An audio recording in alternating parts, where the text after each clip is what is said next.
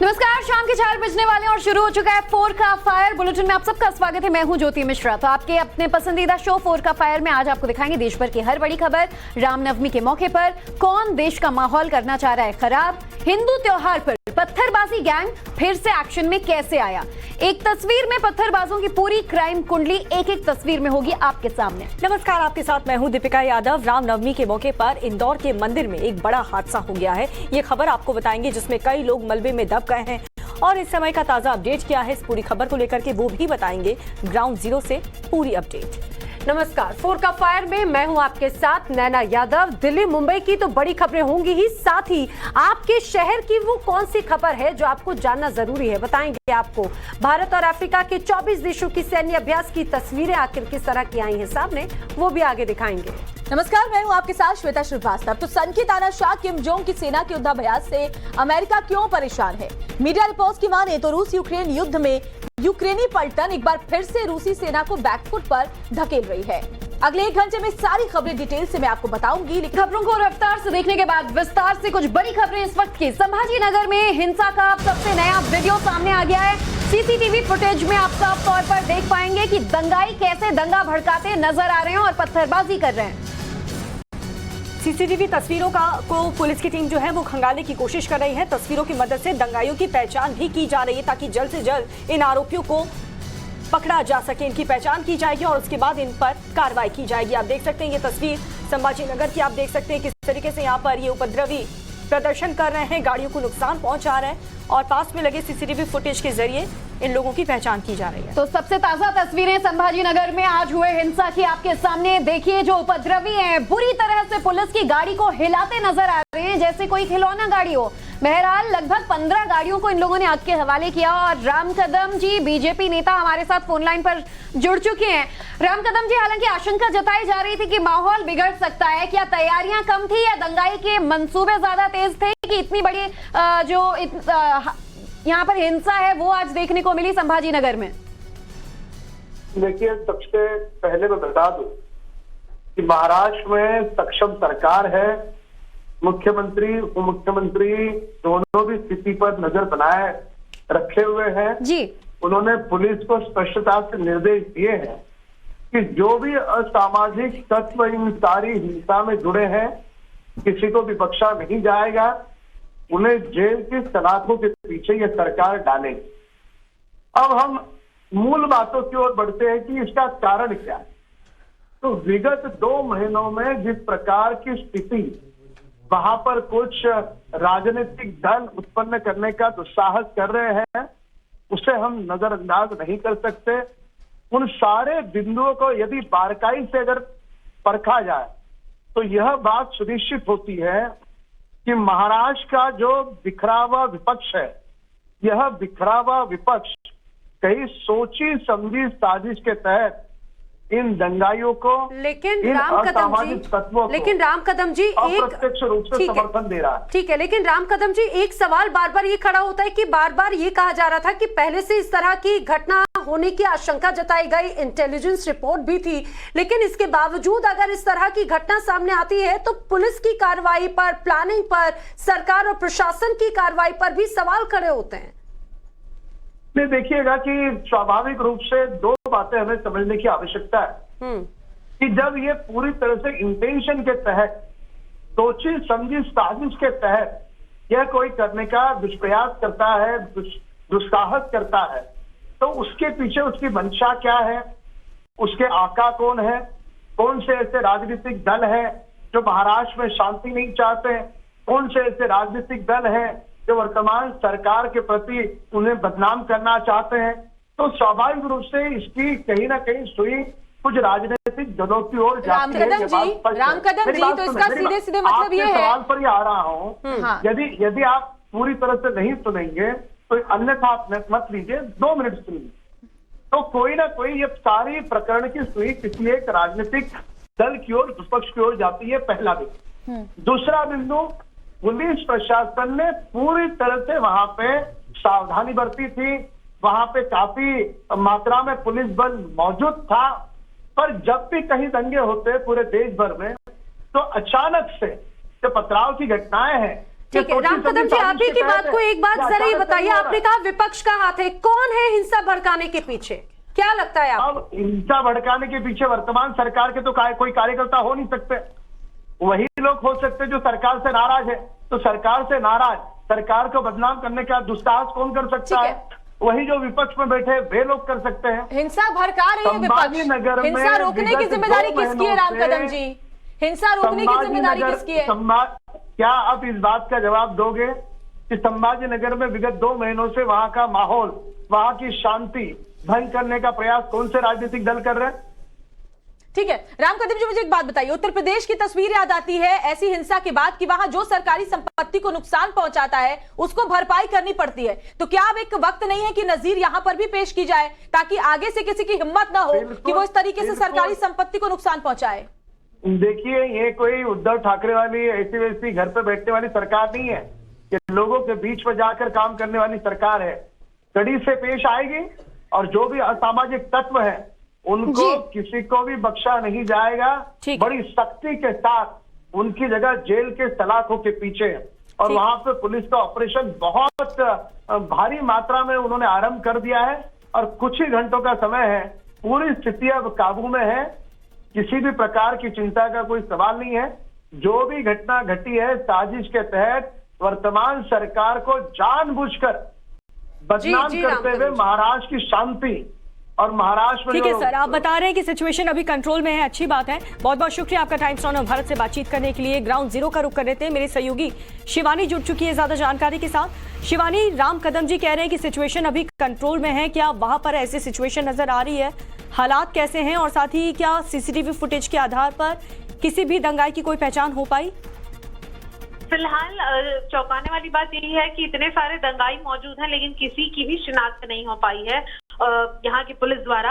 दूसरी चीज यहाँ पर यह है कि माहौल सामान्य जरूर है क्योंकि जितनी भी जलाई गई वैन थी उन सभी को हटा लिया गया है, जिससे कि जो मंदिर या मस्जिद आने वाले जो लोग हैं वो और ज्यादा गुस्से में आके, आक्रोश में आके किसी तरीके का कदम ना उठाएं। लेकिन इसके अलावा पुलिस का जो चौकन्नीबाजी है, जो सिक्योरिटी है, वो काफी बढ़ा दी गई है। मंदिर में आने जाने वाले लोग जरूर हैं, पूजा आराधना भी हो रही है, लेकिन साफ तौर पर ये उतनी भव्यता के साथ नहीं हो रही है जितनी भव्यता से इसको प्लान किया गया था। इसीलिए कहा जा सकता है कि स्थिति पूर्णतः जो है वो सामान्य नहीं हुई है, क्योंकि कल भी जुम्मे का दिन है। इसके मद्देनजर भी वहां पर सिक्योरिटी जो है वो और ज्यादा बढ़ाई जाएगी कल के दिन भी। और अगर साफ तौर पर मंदिरों मस्जिदों के बाहर बच्चे बूढ़े सभी आते हैं और अगर वहां पर इतनी सिक्योरिटी होगी तो स्थिति सामान्य इतनी जल्दी नहीं हो पाएगी। ठीक है शिवानी, आप नजर बनाए रखें, अपडेट लेंगे। फिलहाल जानकारी के लिए आपका शुक्रिया। तो देखिए जरा संभाजीनगर में आखिर किस तरह से यहाँ पर देखते ही देखते उपद्रवियों ने जमकर उत्पात मचाया है। ये 3 तस्वीरें आगजनी की, पथराव की, यहाँ पर अभी भी तनाव बना हुआ है। आखिर ये पूरा मामला शुरू कैसे हुआ, क्या अभी हालात हैं, देखिए एक रिपोर्ट। हर तरफ सड़क पर बवाल मचा है, उपद्रवी है, आगजनी है, यहाँ जमकर तोड़फोड़ की गई है। पुलिस की गाड़ी को निशाना बनाकर उसे आग के हवाले कर दिया गया। पत्थरबाजी और बवाल के बीच माहौल खराब करने की कोशिश की जा रही है। उपद्रव की ये तस्वीरें महाराष्ट्र के संभाजीनगर की हैं, जहां बीती रात 2 गुटों में ऐसा बवाल हुआ कि पूरे इलाके में गदर मच गया।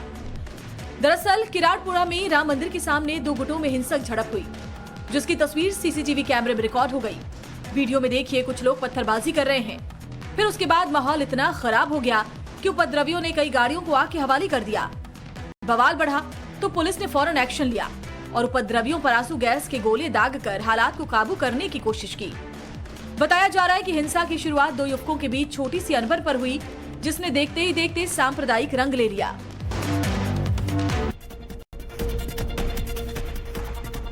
और अब बात इंदौर के मंदिर वाले हादसे की, जिसमें मरने वालों की संख्या बढ़ गई है। बेलेश्वर मंदिर हादसे में 8 लोगों की मौत की जानकारी मिल रही है। दरअसल मंदिर में पूजा के दौरान कुएं की जो छत थी वो धंस गई थी। आपको बता दें रामनवमी पर यहाँ पर मंदिर में बड़ी संख्या में श्रद्धालु पहुंचे हुए थे और इसी दौरान एक हादसा हो जाता है। बड़ी लापरवाही नजर आती है जिसमें 8 लोगों की मौत की खबर सामने आई है। मंदिर परिसर में हड़कंप मचा हुआ है, लोग चीख रहे हैं, चिल्ला रहे हैं। यहाँ हर कोई बेचैन नजर आ रहा है, जबकि मौके पर प्रशासनिक अमला भी मौजूद है। घटना इंदौर के बेलेश्वर महादेव झूलेलाल मंदिर का है, जहां रामनवमी के मौके पर विशेष पूजा का आयोजन किया गया था। मंदिर परिसर श्रद्धालुओं से भरा पड़ा था। तभी मंदिर में बनी बावड़ी की छत धंस जाने से मौके पर अफरा तफरी मच गई। बताया जा रहा है कि बावड़ी की छत धंसने से कम 25 श्रद्धालु कुएं में जा गिरे। आनन फानन में घटना की सूचना पुलिस और फायर ब्रिगेड को दी गई। कहा तो ये भी जा रहा है कि हादसे के बाद काफी देर बाद मौके पर फायर ब्रिगेड और एम्बुलेंस के नहीं पहुंचने से रेस्क्यू शुरू होने में काफी वक्त लग गया। जिस वक्त ये हादसा हुआ उस वक्त मंदिर में हवन चल रहा था, जबकि जिस बावड़ी में लोग गिरे उसकी गहराई 15 फीट से ज्यादा बताई जा रही है। इस दौरान जान बचाने के अभियान में जुटे बचाव कर्मी कड़ी मशक्कत के बाद लोगों को कुएं से बाहर निकालते नजर आए। 8 लोगों का मतलब रेस्क्यू का प्रयास अभी निरंतर जारी है और उनको सीढ़ियों में रेस्क्यू करके मतलब कुआं के अंदर बिठा दिया है। SDRF की टीम, पुलिस की टीम, हमारी पूरी टीम लगी हुई है। मेडिकल फैसिलिटीज़ के लिए भी हम लोग ने अलर्ट करा दिया है। एम्बुलेंसेस है, मतलब इमरजेंसी वार्ड है, उसको भी अलर्ट कर दिया। सो डॉक्टर्स भी अवेलेबल है। सो पहले हमारी प्रयास है कि मतलब जितने भी रिमेनिंग लोग हैं कुआं में हैं उसको पहले हम लोग प्रॉपर्ली रेस्क्यू करें। जूनी इंदौर क्षेत्र में एक बावड़ी धंसने से लगभग 30 से 35 लोग बावड़ी में गिर गए हैं। आप देख सकते हैं कि यहाँ पर रेस्क्यू का कार्य जारी है। लगभग सभी तरीके से यहाँ पे टीमें लगी हुई है। NDRF की टीम हो या फिर पूरा पुलिस प्रशासन, सभी लोग मुस्तैदी से यहाँ पर काम कर रहे हैं। लगभग अभी तक 10 से 12 लोगों का रेस्क्यू कर लिया गया है। वहीं और लोगों को निकालने की जल्द से जल्द कोशिश की जा रही है। आप देख सकते हैं तस्वीर में कि काफ़ी भीड़ एकत्रित हो गई है यहाँ पर और लगातार रेस्क्यू के लिए कार्य जारी है। पुलिस अभी तक लगभग 10 लोगों का रेस्क्यू कर चुकी है और उन्हें अस्पताल में भर्ती करवाया गया है। साथ ही अभी तक किसी भी जनहानि की कोई बात सामने नहीं आई है। देख सकते हैं आप तस्वीर में कि किस तरह से लगातार यहाँ पर रेस्क्यू का काम जारी है। यहाँ पर क्रेन लगाई गई है। क्रेनों के साथ में कई लोग भी यहाँ पर मौजूद हैं जो कि जिनके परिजन यहाँ पर इस दौरान घायल हुए हैं। ये पूरी घटनाक्रम जो था, ये पूरा घटनाक्रम माता पूजन के दौरान हो रहा था।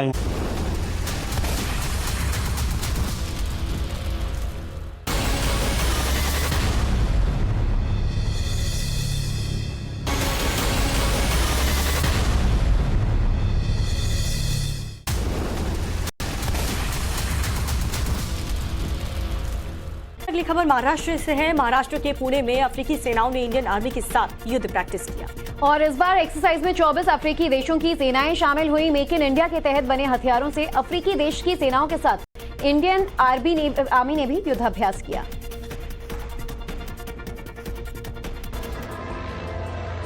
पुणे के औध मिलिट्री बेस पर इंडिया अफ्रीका वॉर एक्सरसाइज का समापन हुआ। इस युद्धाभ्यास में तकनीक के सारे युद्ध लड़ने पर फोकस किया गया। आतंकवादियों से निपटने में ड्रोन की मदद ली गई। ड्रोन के जरिए जवानों को पहले ही चेतावनी दी गई, जिसके बलबूते जवानों ने आतंकियों का सफाया करने में कामयाबी हासिल की।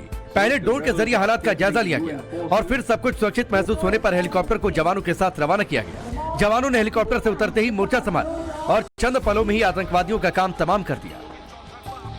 आधुनिक रोबोट और रिमोट कंट्रोल से चलने वाली गाड़ियों के जरिए भी आतंकियों का सफाया करने की ड्रिल की गई। विस्फोटक भरे बैग को रोबोट के जरिए खोला गया और रोबोट के जरिए ही दूर बैठकर विस्फोटकों को निष्क्रिय किया गया। इस युद्धाभ्यास को जिसने भी देखा, जवानों का दमखम देख उसने दांतों तले उंगलियां दबा ली। भारतीय सेना के जवानों ने अफ्रीका के 20 देशों के सैनिकों को आतंकवाद से निपटने के गुर सिखाए। साथ ही आधुनिक युद्ध में तकनीक के इस्तेमाल की जानकारी भी अफ्रीकी देशों के अधिकारियों के साथ साझा की। अभी खत्म हुआ है। आप देख सकते हैं भारतीय नौजवानों को जो कि जोश से संपूर्ण है। और मैं आपको बता दूं, भारत और अफ्रीका के 25 से ज्यादा देशों के नौजवान इस जॉइंट एक्सरसाइज में शामिल हुए। और खबरों में आगे बढ़ते हैं, बात करते हैं अमेरिका की, जहां पर अब प्रवासी केंद्र में आग लगने से यहां पर हड़कंप मच गई। माइग्रेशन सेंटर में आग लगने की वजह से कई लोगों की जान भी गई है, जबकि काफी संख्या में लोग गंभीर रूप से झुलस गए हैं और साथ ही भीषण अग्निकांड में जिन लोगों की मौत हुई उनके नाम अभी सार्वजनिक नहीं किए गए हैं।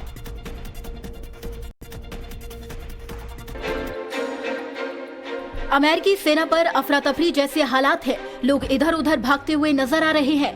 ऐसा इसलिए क्योंकि अप्रवासी सेंटर के अंदर की स्थिति भयावह है। देखिए, माइग्रेशन सेंटर के अंदर एक हिस्से में आग लग गई है जो देखते ही देखते फैलती नजर आ रही है। इस दौरान वहां उठने वाला धुआं पूरे कैमरे में फैल जाता है। घटना अमेरिकी सीमा के पास मौजूद मेक्सिको माइग्रेशन सेंटर की है, जहां आग की वजह से 39 लोगों की मौत हो गई। पुलिस के मुताबिक हादसे हादसे में झुलसे कुछ लोगों के हालात अभी भी काफी गंभीर है, लिहाजा मरने वालों की तादाद भी बढ़ने की आशंका है। जबकि अमेरिकी डॉक्टरों की एक टीम भी इलाज के लिए अप्रवासी केंद्र पहुंच चुकी है।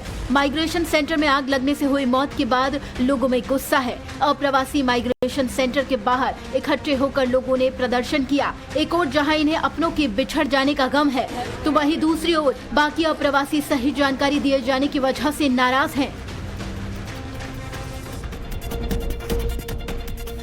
आज रामनवमी है और इस खास मौके पर अयोध्या में भव्य नजारा देखने को मिल रहा है। राम जन्मोत्सव के मौके पर अयोध्या नगरी भगवान राम के रंग में रंगी नजर आ रही है। अयोध्या नगरी में आज कैसा नजारा रहा, ये इसकी 3 तस्वीरें आपके सामने। सरयू में पहले भक्तों ने स्नान किया और फिर रामलला के दर्शन किए।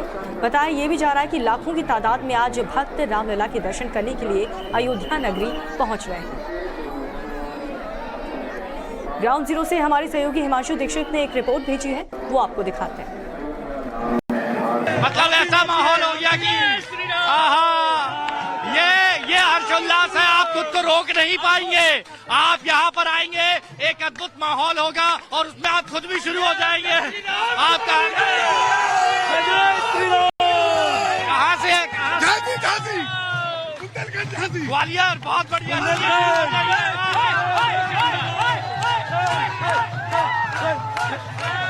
श्री राम, कहाँ से? मध्य प्रदेश से। कहाँ मध्य प्रदेश? ऐसा लग रहा है आज ही राम पैदा हुए हैं, तो थोड़ी खुशी और हो जाए। अगली बार हम राम जन्म भूमि में मनाएंगे। बहुत बढ़िया, तो हो जाए। ये हो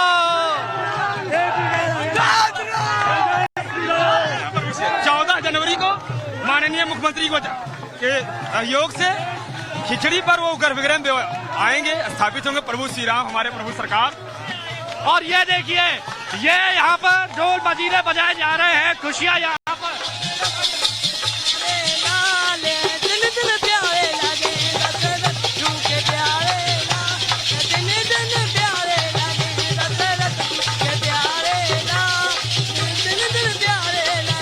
आप भी गाइए।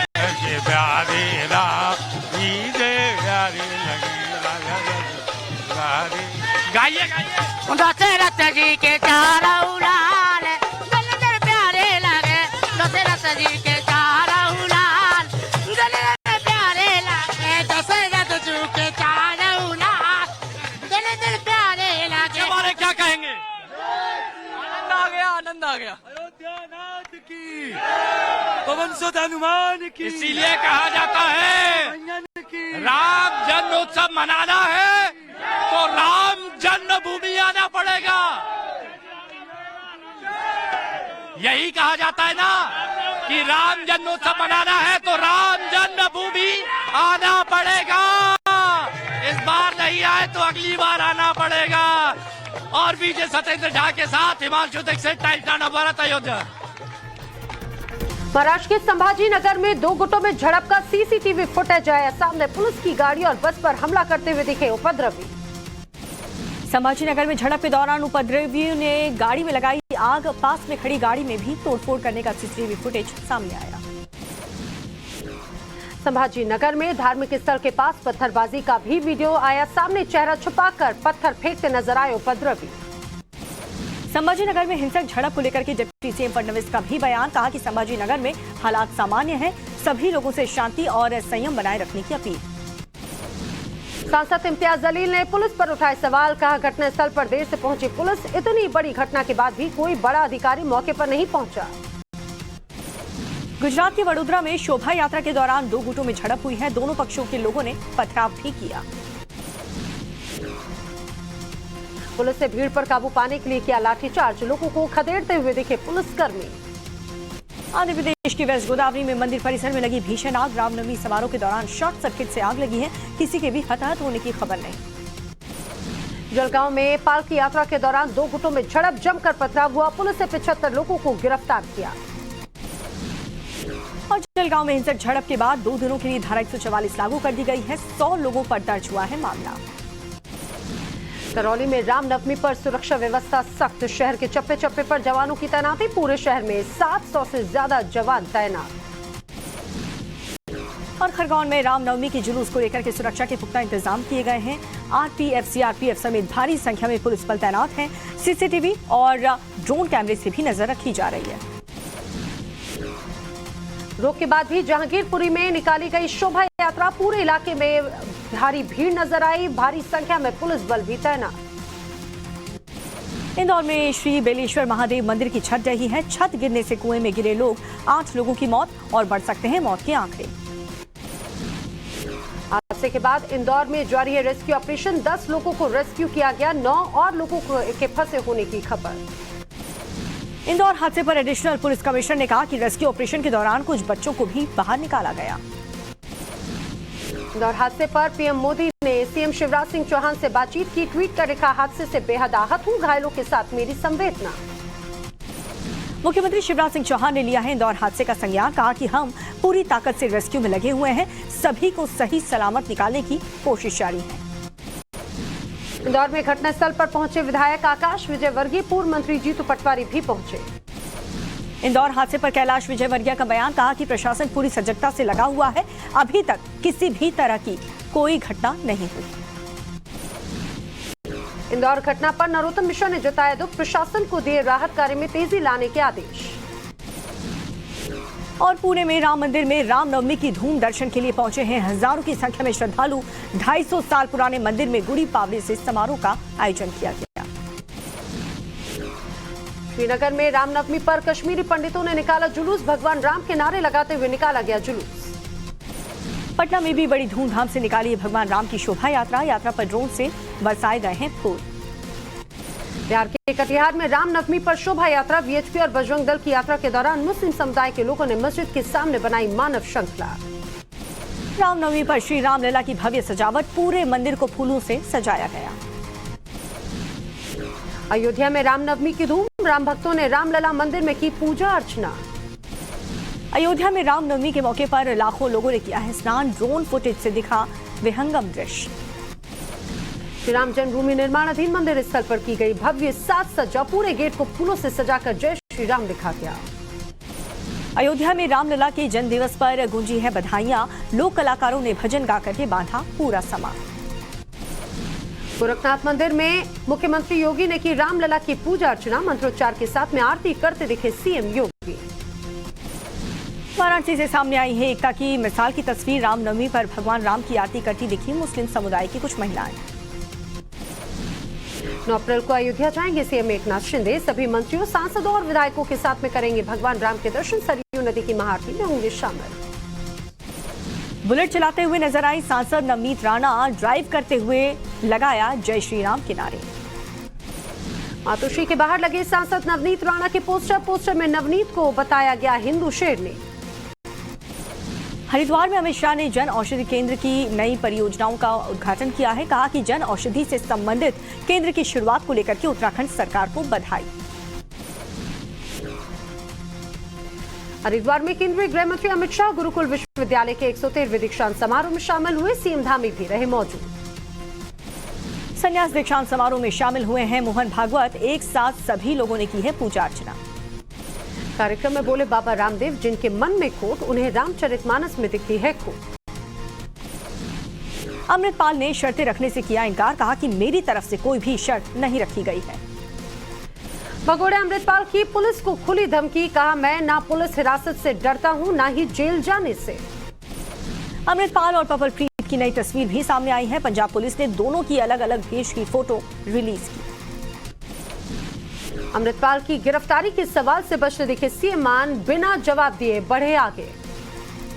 भगौड़े अमृतपाल के पीलीभीत कनेक्शन से बढ़े पूरा गुरुद्वारे के जत्थेदार का बयान, कहा कि जिस स्कॉर्पियो गाड़ी का इस्तेमाल हुआ है वो मेरी थी।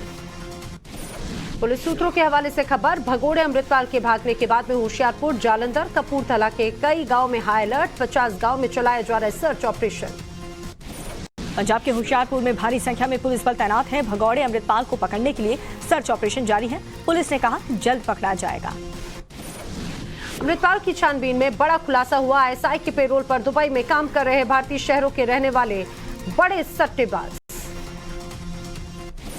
होशियारपुर में ड्रोन से छानबीन कर रहे हैं सुरक्षा बल, आसपास के इलाकों को भी खालिस्तानी समर्थक अमृतपाल की तलाश जारी। अमृतसर के डीसीपी लॉ एंड ऑर्डर का बड़ा बयान, कहा कानून के ऊपर हम नहीं जाएंगे, अमृतपाल पेश हो जाए उसके लिए अच्छा है। 3 IP एड्रेस से डाला गया था अमृतपाल का वीडियो, यूनाइटेड किंगडम से अपलोड किया गया था वीडियो। सूत्रों के हवाले से ये बड़ी जानकारी। अमृतपाल पर बोले केंद्रीय मंत्री सोम प्रकाश, कहा केंद्र की तरफ से पंजाब सरकार को पूरा सहयोग।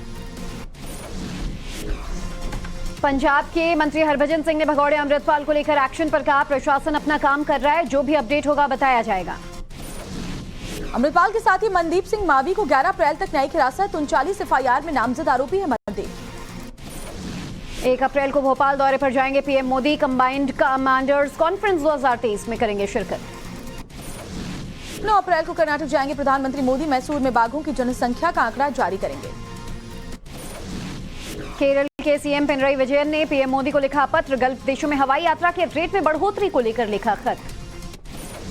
4 अप्रैल को होगी बीजेपी महामंत्रियों की बैठक, कर्नाटक चुनाव की रणनीति पर चर्चा की जाएगी। बीएस येदियुरप्पा का कर्नाटक चुनाव को लेकर बड़ा ऐलान, कहा चुनाव नहीं लड़ूंगा पर पूरे प्रदेश में प्रचार के लिए जाऊंगा। बेंगलुरु में सिद्धारमैया के घर के बाहर कांग्रेस कार्यकर्ताओं का प्रदर्शन, चित्रदुर्ग जिले के कार्यकर्ताओं ने स्थानीय नेताओं को प्रमुखता देने की मांग की। गृह मंत्री अमित शाह से मिले छत्रपति शिवाजी महाराज के वंशज उदयन राजे, शिवाजी महाराज के जीवन पर नेशनल मेमोरियल बनाने की मांग की। राहुल के मामले पर जर्मन विदेश मंत्रालय का बयान, का राहुल के पास अभी सजा के खिलाफ अपील करने का लोकतांत्रिक अधिकार। जर्मनी के विदेश मंत्रालय की प्रवक्ता को दिग्विजय ने किया धन्यवाद, ट्वीट कर लिखा, भारत में लोकतंत्र के उत्पीड़न पर गौर करने के लिए शुक्रिया। जर्मन विदेश मंत्रालय के बयान पर बोले गजेंद्र शेखावत, भारत के न्यायिक फैसले पर किसी और देश को बोलने का कोई अधिकार नहीं। दिग्विजय के बयान पर किरण रिजिजू का पलटवार, ट्वीट कर लिखा, राहुल ने विदेशी ताकतों को दिया न्योता। किरण रिजिजू के बयान पर पवन खेड़ा का हमला, ट्वीट कर कहा, मुख्य मुद्दे से क्यों भटक रहे हैं रिजिजू साहब। बीजेपी नेता दुष्यंत गौतम का बयान, कहा गांधी परिवार का लोकतंत्र से उड़ गया है विश्वास, इसीलिए विदेशों से मांग रहे मदद। तो राहुल गांधी पर जर्मनी को लेकर बोले सलमान खुर्शीद, कहा सरकार के फैसले सही होंगे तो सवाल नहीं उठेंगे। आम आदमी पार्टी दफ्तर के बाहर लगे पोस्टर पर लिखा, क्या भारत के पीएम पढ़े लिखे होने चाहिए। दिल्ली की तरह कोलकाता में भी लगे केंद्र सरकार के खिलाफ पोस्टर, बंगाली में लिखा गया, मोदी हटाओ देश बचाओ। अहमदाबाद में आम आदमी पार्टी का पोस्टर वार अलग अलग जगहों पर लगाए गए, मोदी हटाओ देश बचाओ के पोस्टर्स। आम आदमी पार्टी नेता गोपाल राय ने कहा, 22 राज्यों में 11 भाषाओं में लगाए जा रहे हैं पोस्टर। कोलकाता में धरने के दौरान सीएम ममता बनर्जी ने गाया बंगाली गाना, कई योजनाओं में फंड न क्लियर करने पर 2 दिवसीय धरने पर बैठी ममता। ममता बनर्जी के धरने पर अमित मालवीय का हमला, ट्वीट कर लिखा, राज्य में केंद्र सरकार के योगदान पर बंगाल के लोगों को गुमराह कर रही ममता बनर्जी। ममता के प्रदर्शन पर बोले अखिलेश यादव, ममता दीदी ने जिस भाजपाई वॉशिंग मशीन का डेमो दिखाया, यूपी में उसका एडवांस मॉडल चल रहा है। ओम प्रकाश राजभर से मिले यूपी के मंत्री दयाल शंकर सिंह, दोनों ने एक दूसरे को रामनवमी की बधाई दी है। जयपुर ब्लास्ट मामले में आरोपियों का बरी किए जाने का मामला, टाइम्स नाउ नवभारत के सवालों से बचते दिखे अशोक गहलोत। जयपुर ब्लास्ट मामले पर बोले सचिन पायलट, का गृह मंत्रालय करे जांच, आरोपियों को बरी किया जाना कहीं न कहीं जांच एजेंसियों का फेलियर। जयपुर ब्लास्ट के आरोपियों को बरी होने पर बोले प्रताप खाचरियावास, कहा सरकार फांसी का कानून लाए। जयपुर ब्लास्ट मामले पर बोले रामलाल शर्मा, कहा वोट बैंक के लिए आरोपियों को किया बरी। कठुआ के हीरानगर में विस्फोट के बाद सर्च अभियान, अंतर्राष्ट्रीय बॉर्डर पर धमाके के बाद पूरे इलाके में छानबीन। दिल्ली के सफदरजंग हॉस्पिटल में सीबीआई ने छापेमारी की, रेड के दौरान कुछ लोगों को हिरासत में भी लिया गया, जल्द उनकी गिरफ्तारियां हो सकती हैं। दिल्ली में इंदिरा विकास कॉलोनी से 2 लोगों की गिरफ्तारी के बाद हंगामा, लोगों ने पुलिस पर किया हमला। दिल्ली यूपी के गाजीपुर बॉर्डर पर प्रजापति समाज का प्रदर्शन, समुदाय के लोगों ने अपनी मांगों के लिए मेरठ से दिल्ली तक निकाली यात्रा, दिल्ली पुलिस ने सीमा पर रोका। यूपी के इटावा में अपराधी अनीश के खिलाफ प्रशासन की कार्रवाई, अनीश की संपत्ति पर चलाया गया बुलडोजर। अलीगढ़ में एसबीआई में शॉर्ट सर्किट से आग लग गई, दमकल की 6 गाड़ियों ने आग पर काबू किया। अलीगढ़ में बेटा बना हैवान, कैंची से हमला कर की मां बाप की हत्या, लोगों के चीखने चिल्लाने के बाद भी नहीं रुका। लखनऊ पूर्वांचल आगरा लखनऊ एक्सप्रेसवे का सफर महंगा हो गया, 1 अप्रैल से 0.1 और 2.9% तक टोल टैक्स को बढ़ा दिया गया है। भावनगर में ट्रक पलटने से बड़ा हादसा, घास से भरा ट्रक पलटने से 6 मजदूरों की मौत, 8 घायलों का अस्पताल में इलाज जारी। अमृतसर और बैंकॉक में होगा अद्भुत भारत, संपन्न भारत और आत्मनिर्भर भारत अंतर्राष्ट्रीय सम्मेलन, IHR and crime control council के फाउंडर ने ये जानकारी दी है। भारत में 13,000 के पार हुए कोविड के एक्टिव मामलों की संख्या, पिछले 24 घंटे में 3,000 से ज्यादा मामले। कोविड के बढ़ते मामलों को लेकर दिल्ली प्रशासन अलर्ट पर। कोरोना संक्रमण को लेकर अहम बैठक की गई। बढ़ते कोविड मामलों पर बोले दिल्ली के स्वास्थ्य मंत्री सौरभ भारद्वाज का, जब दूसरे राज्यों में मामले बढ़ते हैं तो दिल्ली पर भी पड़ता है असर। भारतीय एनएसए अजय डोभाल की ब्रिटिश एनएसए से मुलाकात। दिल्ली में दोनों के बीच बैठक। द्विपक्षीय और अंतर्राष्ट्रीय मुद्दों पर चर्चा हुई। यूरोप की सबसे बड़ी नदी डैन्यूब में जारी है नाटो की सेना का अभ्यास। सैन्य नाव के साथ एयरफोर्स भी ले रही ड्रिल में हिस्सा। फिलीपींस में 250 यात्रियों को लेकर जारी नाव में आग लग गई। झुलसने से 31 लोगों की मौत हो गई। जान बचाने के लिए कई लोग पानी में कूदे जो लापता बताए जा रहे हैं। थाईलैंड के जंगल में फैली भयंकर आग। पहाड़ों पर फैली आग, इलाके में ट्रैफिक और जनजीवन प्रभावित। तंजानिया पहुंची अमेरिका की उपराष्ट्रपति कमला हैरिस। स्थानीय महिलाओं ने पारंपरिक तरीके से स्वागत किया। द एलिफेंट विस्परर्स की टीम से मिले पीएम मोदी। कहा ऑस्कर के साथ क्लिक कराई फोटो। कोर्ट ने खारिज की एक्ट्रेस अनुष्का शर्मा की दलील, एक्ट्रेस को स्टेज परफॉर्मेंस के लिए देना होगा टैक्स। एक्टर नवाजुद्दीन सिद्दीकी और पत्नी को हाईकोर्ट का नोटिस। 3 अप्रैल को बच्चों के साथ कोर्ट में पेश होने का नोटिस।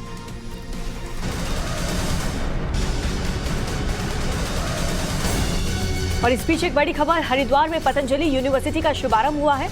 उद्घाटन समारोह में केंद्रीय गृह मंत्री भी मौजूद रहे। आपको बता दें कि ये तस्वीरें आपको दिखा रहे हैं हरिद्वार की, जहां पतंजलि यूनिवर्सिटी का शुभारंभ हुआ है। और उद्घाटन समारोह में देखिए गृह मंत्री अमित शाह पहुंचे हैं स्वामी रामदेव के साथ। उद्घाटन कार्यक्रम में शिरकत करते वो नजर आए और पतंजलि योगपीठ में आज उन्होंने इस यूनिवर्सिटी की आधारशिला रखी।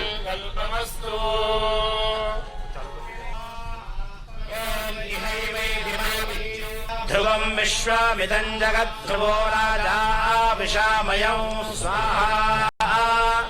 ॐ ध्रुवन्ते राजा वरुणो ध्रुवं देवो बृहस्पतिः अस्तु स्वाहा। क्षत्रं बलमोजश्च जार्विदो आहुरे तस्मै।